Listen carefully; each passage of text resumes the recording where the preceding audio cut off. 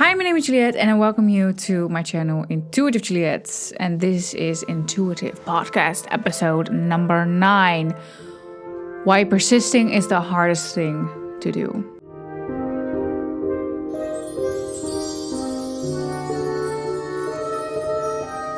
Hi, my name is Juliet, and if you're new here, I upload daily from Monday to Friday, one podcast and sometimes another video. I talk about mental health and spirituality.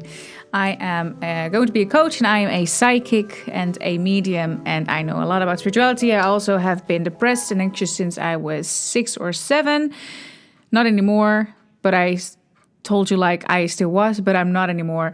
And today, on Monday's episode, happy Monday, everyone. For me, it's Friday, so happy Friday, happy weekend. Gotta work on Sunday, so... But still, happy Monday. So, I want to get right into it, and I'm not going to look at my notes for this episode because I want it to be as genuine and real as I can be. So, persisting, why is it the hardest thing to do? It's because you keep reminding yourself of who you are not. And this is a thing that is different from person to person, but I think it can be summarized in these few things, and it might be ease, that you're just used to feeling a certain way. It might be fear, that you're scared. It sounds weird, I'm scared to feel good, but sometimes something that's in your case or can be perceived for you as worse lies beyond that. So I want to be an actress, but I'm very scared of what people think of me, so I'd rather just stay comfortable in my fear and in my anxiety. I think those two things are the main thing. What else? So you have comfort, you have fear. I think fear is kind of like, it doesn't mean that you have to be like scared shitless all the time, but it's kind of like this thing that encompasses all things, because love is the force in the world and fear is the opposite of love. So whatever type of fear or emotion you experience, it is mostly linked to something that is fearful, something that we can't do. Unworthiness is a big one. We persist because of our assumptions that we hold right now. Let's just keep it simple. But persisting is the hardest thing to do because we live in a world full of stimulants. And we watch TV, we watch our phones. We are overly stimulated. And social gatherings, people...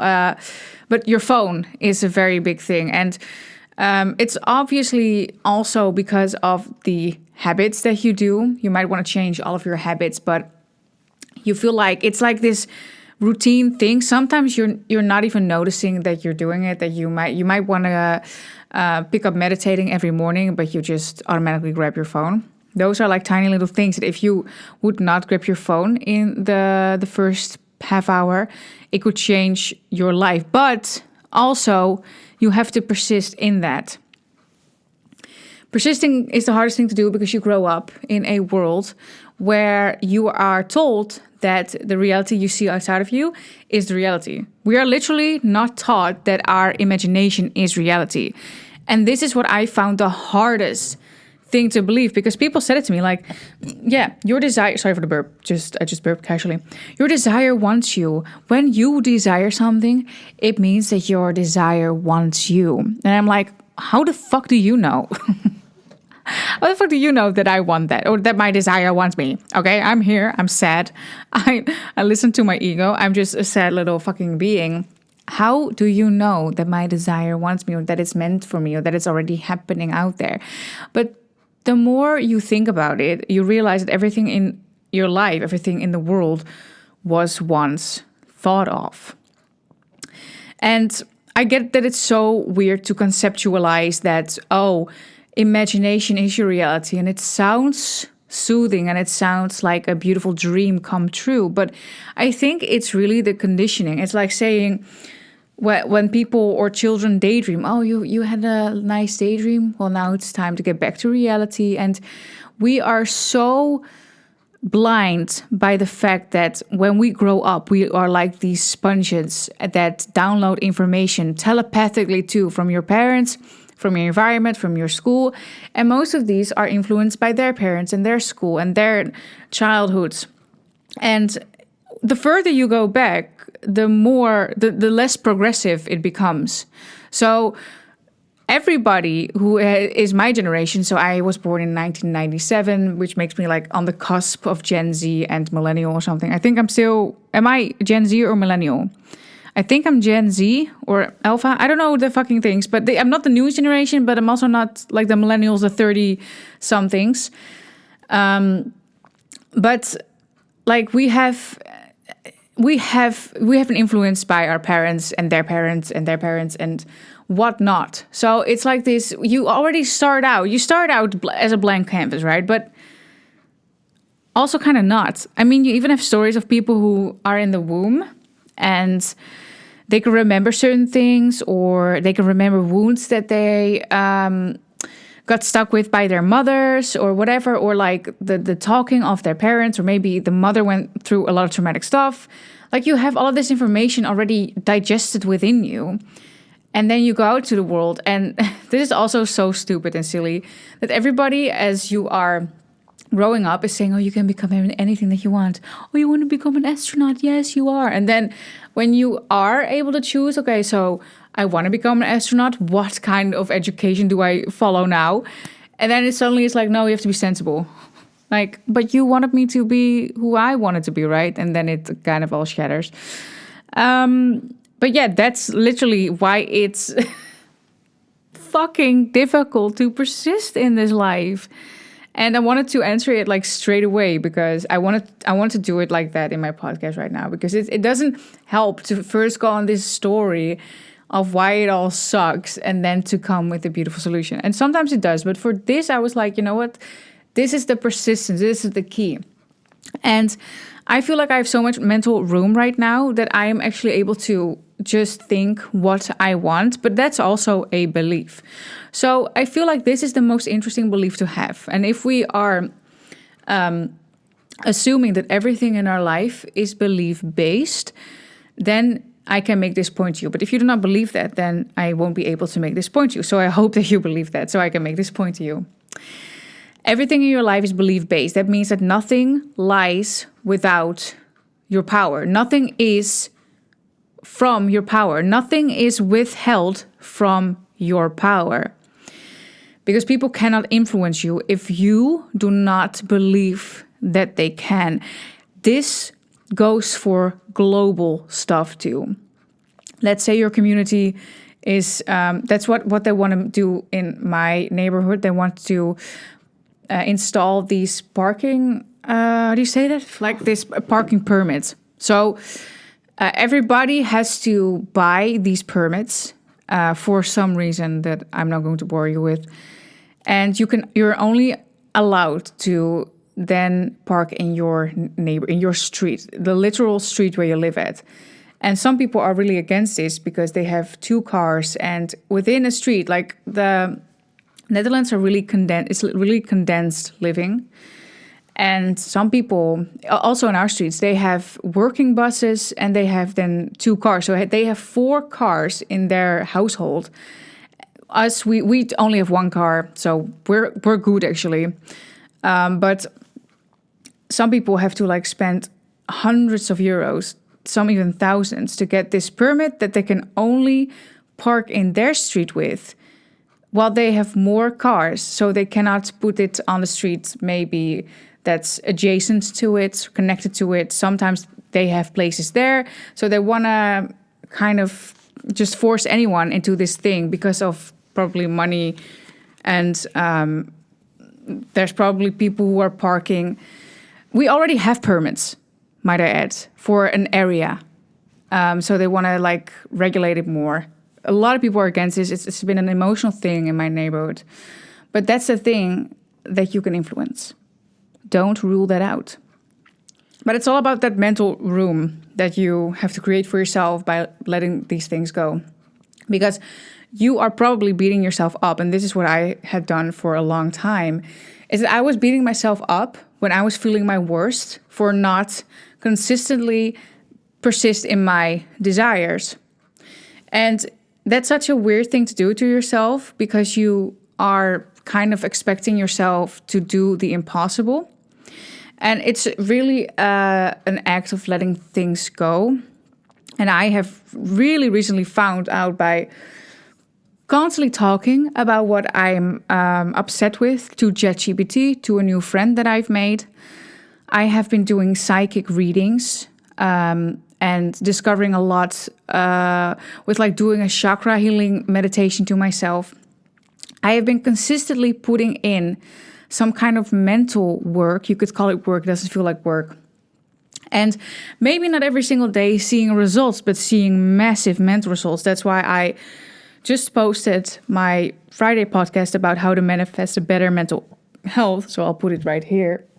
I know, right? It's here. I think it's here. But it's so weird that you would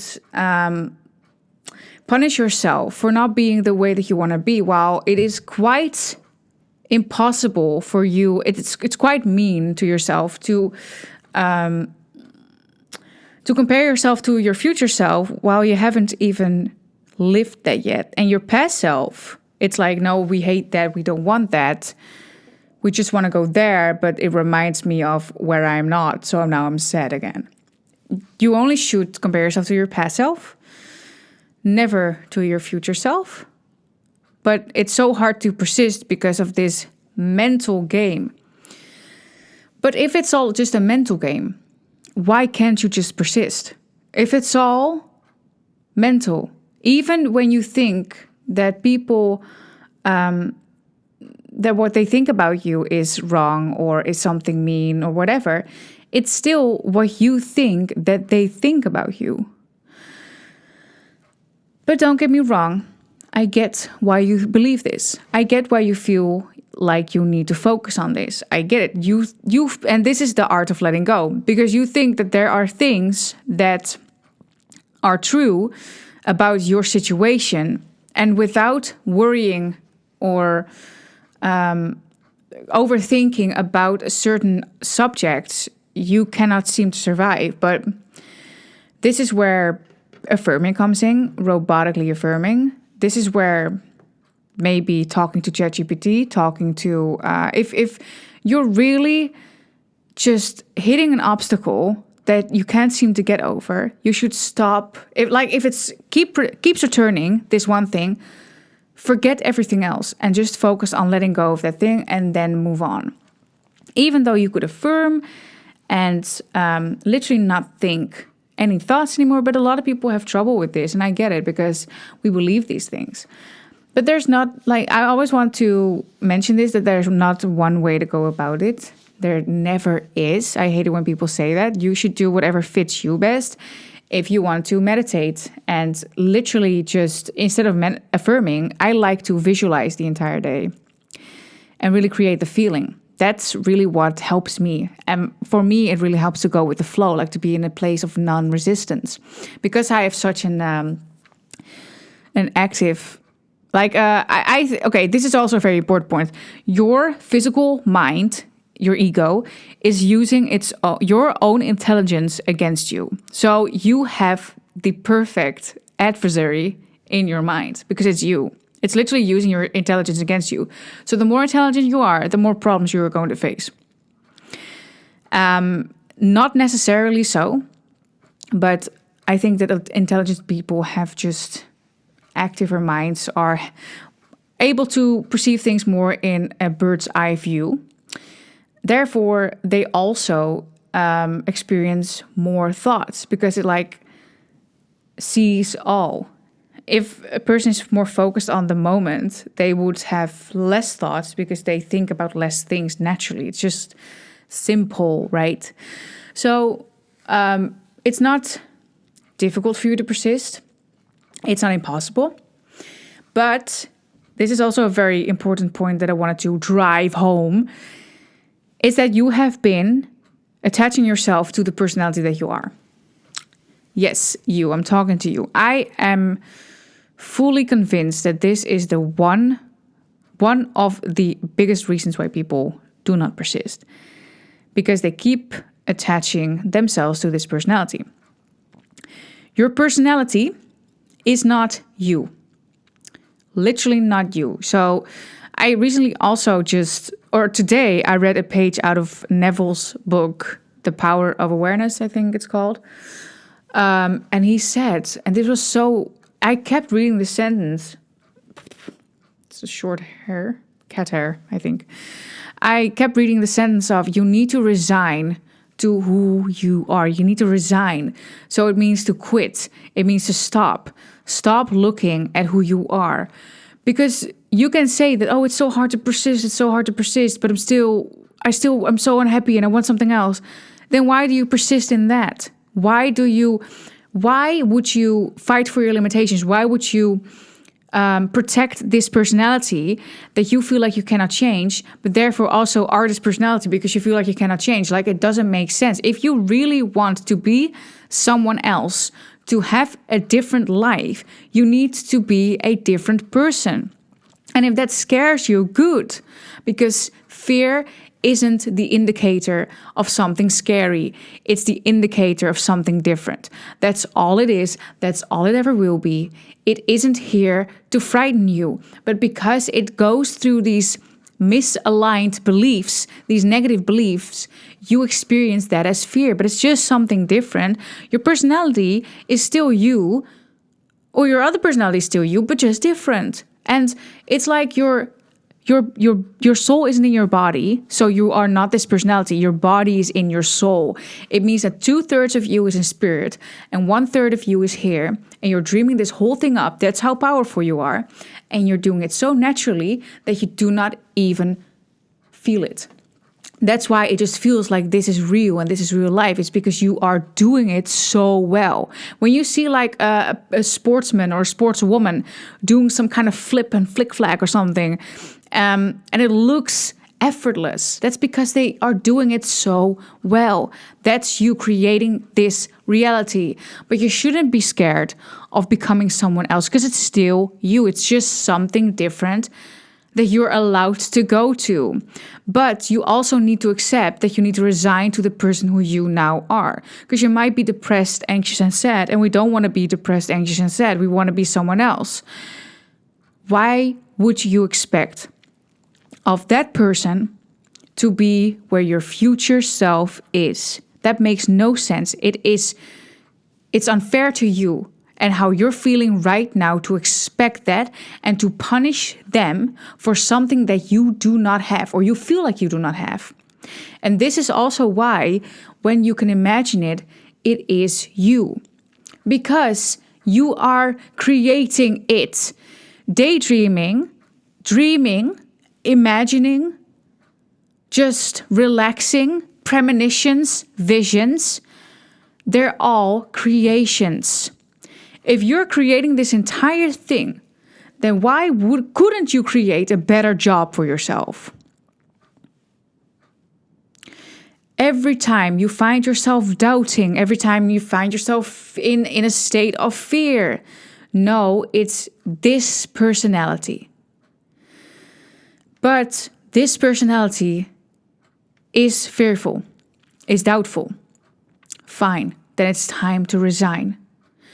It's time to resign and to say to her, him, I love you, but it's just time to move on. It's just time to go. Because if you were really tired of being this person, you wouldn't be this person. If there's still something that's serving you, you're still this person. But punishing yourself and hating where you are, it really does not help, because all it's saying is, hey, negative beliefs, I hate you. Yeah, well, good. That's why we're staying. We're going to stay longer because you hate us. Because, wow, that's the negative beliefs leaving me. Because whatever you resist, whatever you resist, persists. Whatever you persist also persists. That's the formula for today. Okay. But stop beating yourself up. Where you are is fine. Where you are going is even better. But to get and there's a difference of, oh, I should accept and allow where I am. And therefore I shall go where I want to be. not necessarily true. And especially when you feel like you need to accept and surrender and allow, but you're not really doing that. It's about, why the fuck would you hate yourself? That's the only question why you should ask yourself. You want all this magnificent stuff. Why the fuck hate yourself for wanting it and not having it? Don't you love yourself? Yeah? You're watching all these spiritual videos right now, but you're saying that, oh, I can't ever have that. Or when this video turns off, you're like, oh, back to my old life, back to what I cannot be, back to what I cannot have. But I will still watch videos and dream about it. Oh, dreaming, I mean creating, because that's what you're doing. That's why it's hard to persist, because you have this notion in your mind, that this malicious notion about yourself that you can, I cannot ever get there. It's dream. I will dream it. Nobody in my environment has done it. I will not either. I am stupid. I'm worthless. Yeah, I don't make enough money. So where I am sucks. I hate my body. I hate that I don't have a relationship. I hate that nobody loves me. I'm alone. Yes. Yeah, it's a party, isn't it? To feel like that. You're just facing belief systems. It's not truth. It's not reality. It will not be reality. Just like possibly, it's also not reality, but like they feel good, right? So you don't have a problem with believing them. And this is a beautiful thing that Bashar said. He said that positive beliefs are just easy to believe because they aren't lying to you and they feel good. Negative beliefs, they need to persist in who they are and what they do. And they need to keep telling you because they are lying to you. And when you think about that, it's like when someone lies to you in real life, they need to kind of work for it in order for you to believe them. They need to figure out how to tell this lie, how to act, how to pretend. When someone is telling the truth, it's like this natural, effortless, there we go again, thing. It's conditioning. That's all it is. And you need to make that mental room for yourself in order to think what you want and in order to persist in your desired reality. Because you cannot get there if you do not persist. That's how easy it is. Let me just read the summary for you, just the sentences. I'm not going to elaborate any further. So we're getting right into it. We forget who we are. We believe we are this personality. Therefore, we cannot let certain things go. It's our definitions of ourselves. We are separate from our personality. Your body is within your soul. You are pure consciousness moving itself through different personalities. Fear of losing who we are is just ego, and persist in a new you, letting go of things first. Thank you so much for watching Monday's episode. I had a good time. I hope you had too, and I hope you will now persist in whatever it is you want, because you deserve it. See you tomorrow, and I hope you have a very good rest of your day. Bye-bye.